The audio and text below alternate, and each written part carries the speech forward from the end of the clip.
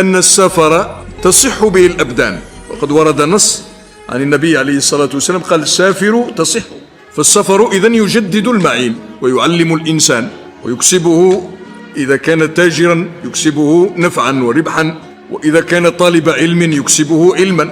وقد عبر عن هذا الإمام الشافعي رضي الله تعالى عنه حينما قال: تغرب عن الأوطان في طلب العلا، وسافر ففي الأسفار 5 فوائد: تفرج هم، واكتساب معيشة، وعلم، وآداب، وصحبة ماجد. إذن في السفر فوائد، بل إنه مرة يعبر أيضا يقول: ما في المقام لذي عقل وذي أدب من راحة فدع الأوطان واغترب. هذا الإمام الشافعي يقول هذا: ما في المقام لذي عقل وذي أدب من راحة.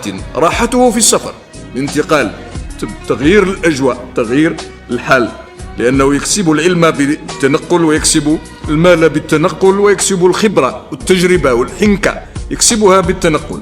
ولهذا قال: ما في المقام لذي عقل وذي أدب من راحة فدع الأوطان واغتربي. سافر تجد عوضا عمن تفارقه، وانصب فإن لذيذ العيش في النصب.